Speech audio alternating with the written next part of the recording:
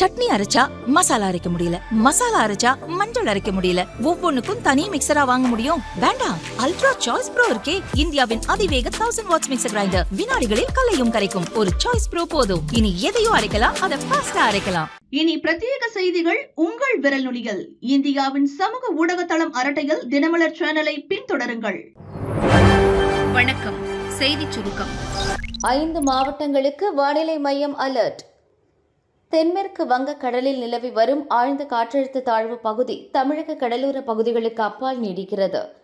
இன்று வட மாவட்டங்கள், புதுச்சேரி, தெற்கு ஆந்திர கடலோர பகுதிகளை கடந்து நகர்ந்து செல்லக்கூடும் என சென்னை வானிலை மையம் கணித்துள்ளது. அதேபோல் அரபிக்கடலில் காற்றழுத்த தாழ்வு மண்டலம் மற்றும் ஒரு வளிமண்டல மேலடுக்கு சுழற்சி காரணமாக இன்று முதல் 28 வரை தமிழகம், புதுச்சேரி, காரைக்காலில் இடி மின்னலுடன் கூடிய மிதமான மழைக்கு வாய்ப்புள்ளது. சென்னை, திருவள்ளூர், செங்கல்பட்டு, காஞ்சிபுரம், ராணிப்பேட்டைக்கு இன்று மஞ்சள் அலர்ட் விடுக்கப்பட்டுள்ளது. சென்னையில் ஒரு சில பகுதிகளில் இடி மின்னலுடன் கூடிய பலத்த மழைக்கு வாய்ப்புள்ளதாகவும் வானிலை மையம் தெரிவித்துள்ளது. 2 நாள் மழையில் வீணான 20 லட்சம் டன் நெல், முன்கூட்டியே தெரிந்தும் நடவடிக்கை இல்லை. தஞ்சை, திருவாரூர், நாகப்பட்டினம் உள்ளிட்ட டெல்டா மாவட்டங்களில் நடப்பாண்டு 6.50 லட்சம் ஏக்கரில் குறுவை பருவநெல் சாகுபடி நடந்தது. நாகப்பட்டினத்தில் மட்டும் சென்ற ஆண்டை காட்டிலும் 13% உற்பத்தி அதிகரித்துள்ளது. நடப்பாண்டு நெல் கொள்முதல் செய்வதற்கு தனியார் வியாபாரிகள் ஆர்வம் காட்டவில்லை. அரசின் நேரடி நெல் கொள்முதல் நிலையங்களை நோக்கி செப்டம்பர் 1 முதல் விவசாயிகள் படையெடுத்தனர். கொள்முதல் நிலையங்கள் தாமாகவே திறக்கப்பட்டன. நெல் பிடிப்பதற்கு தேவையான சாக்கு மூட்டைகள், தைப்பதற்கு சணல் பைகள் போன்ற அத்தியாவசிய பொருட்கள் முன்கூட்டியே ஏற்பாடு செய்யப்படவில்லை. சுமை தூக்கும் தொழிலாளர்கள் தட்டுப்பாடு, நெல் மூட்டைகளை ஏற்றி செல்ல தேவையான லாரிகள் இல்லாதது போன்ற பிரச்சினைகள் ஏற்பட்டது. கொள்முதல் நிலையங்களுக்கு வெளியே 10 நாட்களுக்கு மேலாக நெல் மூட்டைகளுடன் விவசாயிகள் காத்து கிடக்கும் சூழல் ஏற்பட்டது. ஏற்கனவே கொள்முதல் செய்யப்பட்ட நெல்லை அரவை செய்து அரிசியாக்கும் பணியும் இதுவரை துவங்கப்படவில்லை. செறிவூட்டப்பட்ட அரிசி கலப்பதற்கு இப்போதுதான் தமிழக அரசு டெண்டர் விட்டுள்ளது. நெல் மூட்டைகள் தேக்கமடைந்தன. இந்த சூழலில் டெல்டா மட்டுமின்றி நெல் அதிகம் விளையும் மாவட்டங்களிலும் 2 நாட்களாக மழை கொட்டி தீர்த்தது. இதன் எதிரொலியாக டெல்டாவில் மட்டும் 20 லட்சம் டன் அளவுக்கு நெல் தேக்கமடைந்துள்ளது. மழையால் நெல் மணிகள் முளைக்க துவங்கியுள்ளன. கடன் வாங்கியும் நகைகளை அடகு வைத்தும் விவசாயிகள் சாகுபடி செய்த நெல்லை விற்க முடியாத நிலை ஏற்பட்டுள்ளது. நெல்லின் ஈரப்பதம் அதிகரித்து வரும் நிலையில் 22% ஈரப்பத நெல்லை கொள்முதல் செய்ய மத்திய அரசிடம் தமிழக உணவுத்துறை அனுமதி கோரியுள்ளது. அனுமதி இன்னும் கிடைக்காததால் நிலைமை மோசமாகி வருகிறது. பருவமழை அதிக அளவில் பெய்யும் என வானிலை ஆய்வு மையம் எச்சரித்தும் முன்கூட்டியே நெல் கொள்முதல் ஏற்பாடுகளை அதிகாரிகள் செய்யவில்லை. இந்த நேரத்தில் 5 முறை உணவுத்துறை நிர்வாக இயக்குநர்கள் டிரான்ஸ்பர் செய்யப்பட்டனர். திட்டமிடலில் சிக்கல் எழுந்தது. கீழ்மட்ட அதிகாரிகள் மற்றும் அலுவலர்கள் தேர்தல் நேரத்தில் அரசிடம் வைத்த கோரிக்கைகள் நிறைவேறாததால் அதிருப்தியில் உள்ளனர்.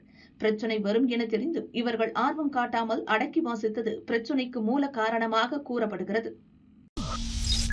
அணைகள், ஏரிகளுக்கு செல்ல நீர்வளத்துறை தடை.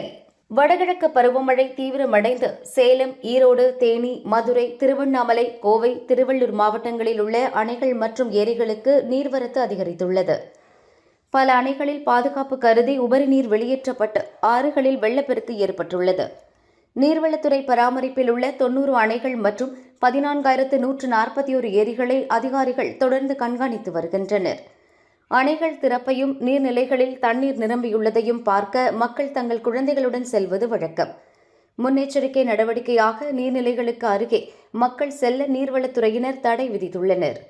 ஆற்று பகுதிகளில் இறங்கவோ குளிக்கவோ வேண்டாம் என அறிவுறுத்தப்பட்டுள்ளது. பாதுகாப்பு அச்சுறுத்தல் உள்ள முக்கிய அணைகளுக்கு போலீஸ் பாதுகாப்பு கேட்கப்பட்டுள்ளது.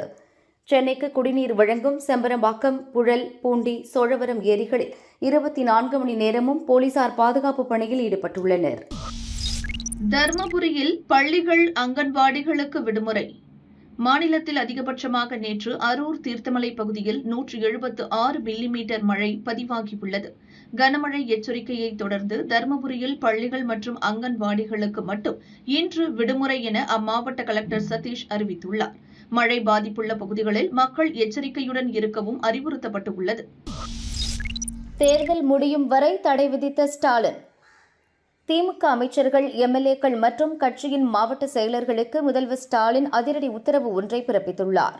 இதுகுறித்து திமுக வட்டாரங்கள் கூறியதாவது: திமுக அரசு நிறைவேற்றிய திட்டங்களை மாசேக்களும் எம்எல்ஏக்களும் தொகுதி பொறுப்பாளர்களும் மக்களிடம் முறையாக சேர்க்கவில்லை. இதனால் திமுக மீதான ஈர்ப்பு மக்களிடம் குறைந்துவிட்டதாக கருத்து கணிப்புகள் வாயிலாக திமுக தலைமை கண்டறிந்துள்ளது. அதேபோல தொண்டர்களை அமைச்சர்கள் மற்றும் எம்எல்ஏக்கள் அரவணைத்து செல்லவில்லை என்ற புகார் தமிழகம் முழுதும் உள்ளது. திமுக ஆட்சிக்கு மக்கள் மத்தியில் ஆதரவு எப்படி உள்ளது, மக்கள் என்ன எதிர்பார்க்கின்றனர் என்பதை அமைச்சர்கள், எம்எல்ஏக்கள், மாவட்ட செயலர்கள் கேட்பதே இல்லை. இதையெல்லாம் சீக்கிரம் சரி செய்ய வேண்டும் என முதல்வர் நினைக்கிறார். அமைச்சர்கள், மாசேக்கள், கட்சி நிர்வாகிகள் யாரும் தேர்தல் முடியும் வரை வெளிநாடுகளுக்கு செல்லக்கூடாது என உத்தரவிட்டுள்ளார். துறை சார்ந்து வெளிநாடுகளில் நடக்கும் நிகழ்வுகளுக்கு மட்டும் அமைச்சர்கள் கட்சி தலைமையின் அனுமதி பெற்று செல்லலாம். மற்ற அனைவரும் தொகுதி மக்களை சந்தித்து அவர்கள் குறைகளை கேட்டு களைய வேண்டும். கட்சிக்குள் மாவட்டந்தோறும் இருக்கும் கோஷ்டி பூசல்களை உடனடியாக தீர்க்க வேண்டும். கட்சி பிரச்சினைகள் அனைத்துக்கும் இம்மாத இறுதிக்குள் தீர்வு காண வேண்டும் எனவும் முதல்வர் ஸ்டாலின் கூறியுள்ளார் என அந்த வட்டாரங்கள் கூறின. சீனாவுக்கு 155% வரி விதித்து அதிர வைக்கும் ட்ரம்ப். நவம்பர் 1 முதல் வரி விதிப்பு அமல். ட்ரம்ப் அமெரிக்க அதிபராக பொறுப்பேற்ற பின் பல அதிரடி நடவடிக்கைகளை எடுத்து வருகிறார். விசா கட்டுப்பாடுகள், கூடுதல் வரி விதிப்பு என அடுத்தடுத்து அதிர வைக்கிறார். கிழக்கு ஐரோப்பிய நாடான உக்ரைன் மீதான ரஷ்யாவின் போரை முடிவுக்கு கொண்டுவர ரஷ்யாவிடமிருந்து கச்சா எண்ணெய் இறக்குமதி செய்யக்கூடாது என இந்தியா, சீனா உள்ளிட்ட நாடுகளுக்கு எச்சரிக்கை விடுத்தார். இதையடுத்து கூடுதல் வரி விதிப்பையும் அமல்படுத்தினார். இந்தியாவுக்கு 50% வரி விதித்துள்ள நிலையில் சீனாவுக்கு 155% வரி விதிக்கப் போவதாக கூறியிருந்தார். அந்த முடிவை தற்காலிகமாக ஒத்திவைத்திருந்தார். இந்நிலையில் சீனா மீது வரி விதிக்கப்படுவது பரிசீலிக்கப்படுமா என்று செய்தியாளர் ஒருவர் ட்ரம்பிடம் கேள்வி எழுப்பினார். அதற்கு அவர் அளித்துள்ள பதில்: நான் சீனாவுடன் நட்புறவுடனேயே இருக்க விரும்புகிறேன். ஆனால் வரி விதிப்பில் சீனா எங்களிடம் கடுமையாக நடந்து கொண்டது. சீனாவுடனான வர்த்தக போட்டியில் அமெரிக்காவின் நலன்களை பாதுகாக்க வேண்டியது அவசியம். ஸ்மார்ட் போன், மின்சார வாகனங்கள், ராணுவ தளவாடங்கள் உற்பத்திக்கு தேவைப்படும் அரிய வகை தனிமங்கள் ஏற்றுமதிக்கு சீன அதிபர் ஜி ஜின்பிங் கட்டுப்பாடுகள் விதித்துள்ளார். மேலும் இதுபோல் கட்டுப்பாடு விதிக்கும்படி உலக நாடுகளுக்கும் அவர் கடிதம் எழுதியுள்ளார். மற்ற நாடுகளை தன் பிடியில் வைத்திருக்க சீனாவை ஒருபோதும் அனுமதிக்கக்கூடாது.